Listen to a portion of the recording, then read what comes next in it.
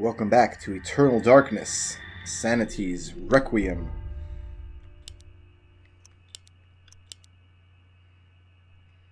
Probably the only time I'll say this about the game, but we're about to play a chapter that is not one of my favorite chapters in the game. Believe it or not. It's not a bad chapter by any means, and it has an interesting direction to it, as we'll see. But I do feel the game kind of loses something with wrapping up Luther Much because has been written about the exploits of conquerors.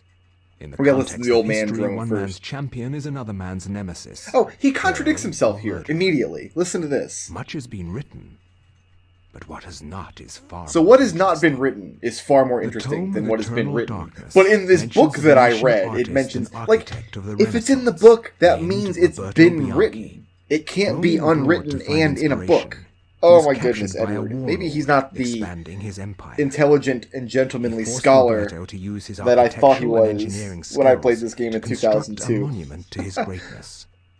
I do think the To game kind of complete his loses a little task, something he must now that Luther's survey wrapped the up, because site. we're not going to be picking up runes anymore. Hunting down runes and codices.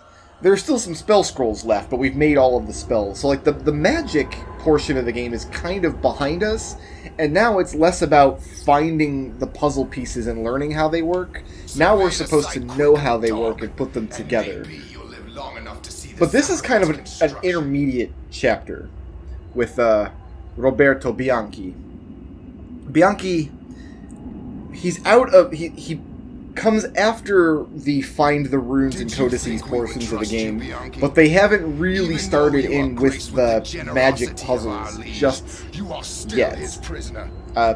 As we'll see, later chapters will expand on those ideas more, but Bianchi has a couple of interesting advantages. He has many disadvantages. For one, he's a bit of a Fattycakes. He's a big fat guy.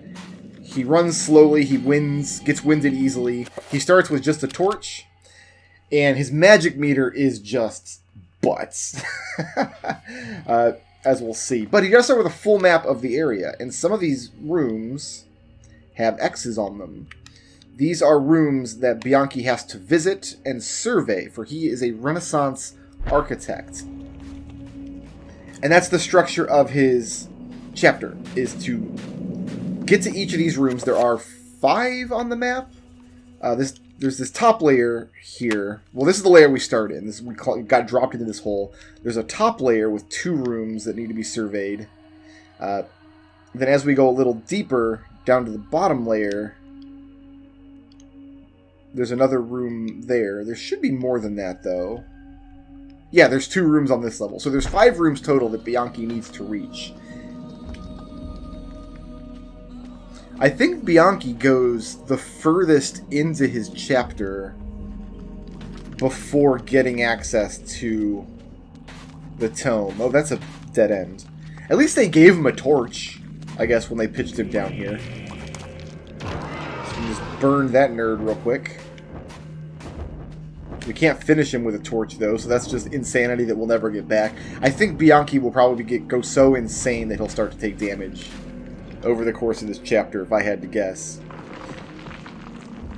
Fortunately, they did leave some weapons laying around for him. There's some crossbow bolts. Huff, puff, huff, puff. And here is his melee weapon, a saif. And this is the first room that we need to survey. Anywhere you can kind of see dust falling from the ceiling. The structure around here shows signs of stress. It's far from sound. Perhaps with some reinforcement, it might be able to suit the requirements of the monument. So presumably by reinforcement we mean like these poor guys just have to stand here and hold the pillar up. I guess that's their job. Well, okay. We are going to need to get the saif out here. So now we're in a caged room, and we can see the Zambos having a little nappy nap. I mean, it's probably a bad idea to pull this lever, but it's the only way to progress.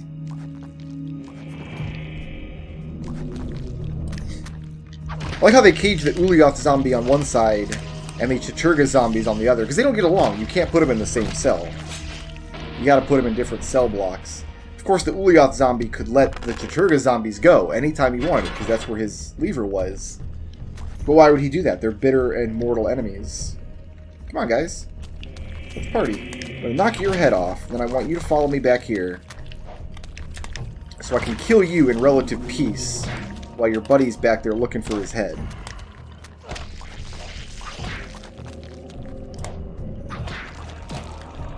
I'm pretty sure the headless zombie just killed his friend. Not paying attention to what he was doing. Oh man, that was my new head. I just grew that. Do you have any idea how much that hurts? I suspect, I don't know for sure, but I suspect that decapitating a zombie deals more damage to them. Like, decreases their hit points by a greater amount than any other attack. So these red zombies, if you decapitate them twice, you're actually doing more damage than if you just fight them. I think that's my suspicion. I have not actually tested this out. And as far as I know, there aren't like in-depth informational analyses of the combat in Eternal Darkness anywhere. Maybe there is on some speedrunning forum somewhere, but can never know for sure. Aha! More weaponry. We now have a crossbow. Beautiful. And we can survey this room. Dust and rock fall from the roof through a fault in the stone. It's difficult for Roberto to assess how sturdy the place is, but needs a lot of reinforcement if it is to be built upon. Alright, Jack and Jill, you heard him. Get to work. Hold these walls up for good old Robert. And only after the first major combat challenge of Bianchi's chapter does he get to go through the Hall of Eternal Darkness, which has a new member now. Here he is, our good friend, the useless Paul Luther. Alright, Bianchi. Look how little magic he has. We have all the same spells. But we're going to cast Shield. And we're going to cast Pool. And that's it. He's pretty much cached. And unfortunately, I think there are trappers in the next room. We don't have enough to magical attack, but... Oh, what are you scared of, man? What's the matter? The worker is surprised to see Roberto. He confesses to cowardice as he stayed behind while others ventured further into the complex. When the screams of the others echoed from the walls, he dared not move. Pretty sure trapper... Yeah, there's a trapper. So we'll just take these ones out the old-fashioned way.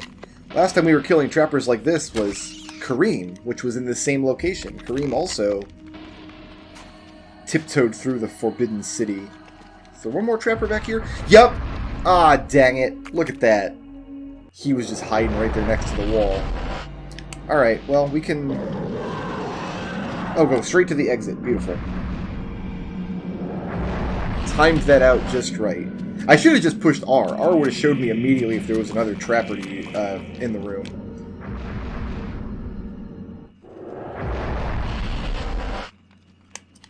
One more trapper? Anybody? No? Alright, well, I guess a visit to the trapper dimension once in a while doesn't hurt anything. Up the ladder. I want to burn this guy here. And we should have enough magic now to enchant the Saif.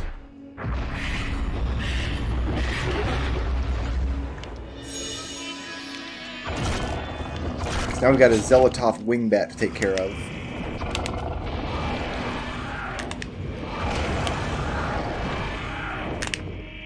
Get close enough to him. Oh no, that was too close. He's going to summon the Trapper now. I don't want to go back to the Trapper dimension. We'll just zap him. That's fine. We got to get close enough because the Saif has a low range. But we want to get so close that we get hit by this paralysis attack.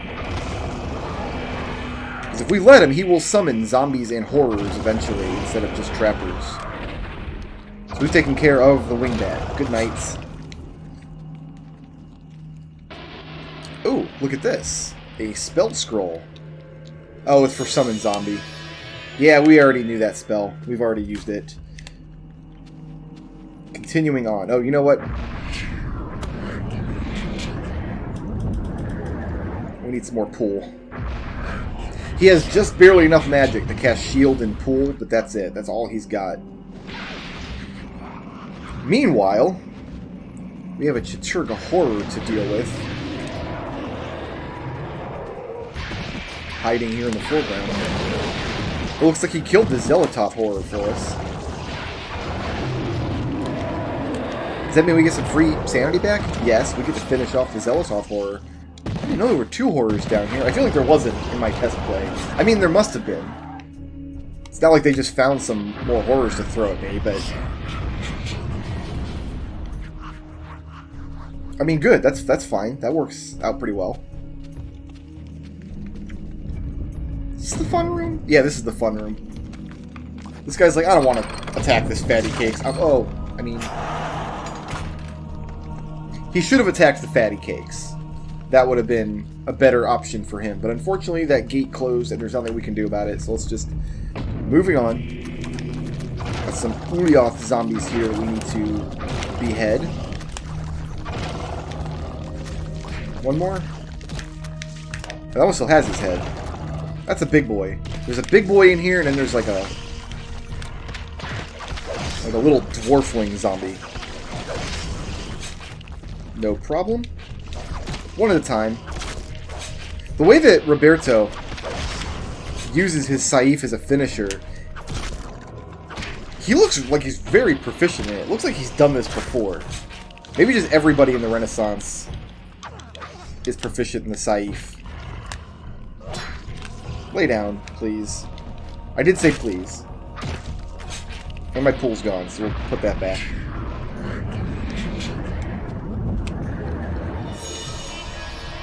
And I believe we're also going to want this for the next room.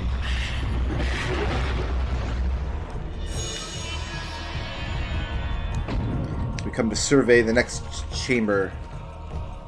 Alright guys, tell you what. I'm betting I'm going to survey this room. And it's going to be, you guys have to hold up the walls. Although crumbling in places, the structure of this area could be braced to provide enough of a foundation for the monument. Alright, brace the walls, guys. Wait, no, I didn't say punch me! Oh no. You know what? These are bone thieves. I don't actually need to kill them. We can just bail on them. Bye, guys. Who needs to fight 3 bone thieves when bone thieves in the Zelatoth playthrough are incredibly dangerous, and it's very, very likely that... Oh, there's trappers!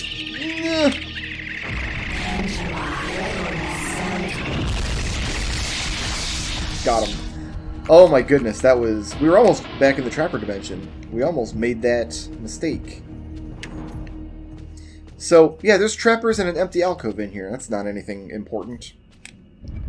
But yeah, the possibility existed that while fighting one of those bone thieves, another one would one-shot and kill me. You know what? I'm just going to watch this happen. Never know. Come over here. Fight the big guy. Take him out. Let's re-up my enchantment while we're waiting.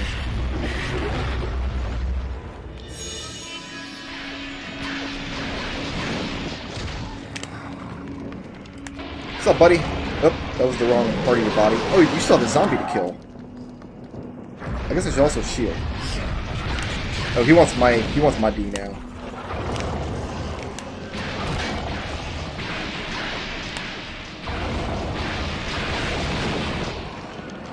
Oh, I thought I put shield up. I must have. He just burned through it that quickly.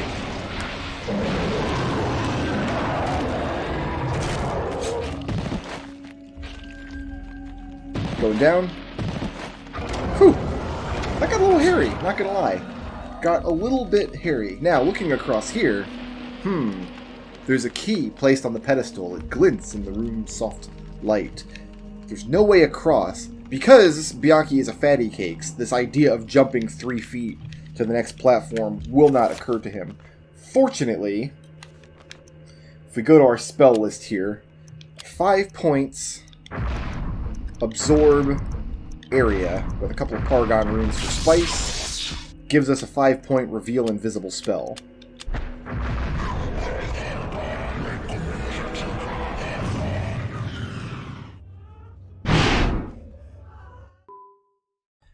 Shoutouts to Spoony Bard for sponsoring this video, and to everybody who makes my channel possible by supporting me on Patreon.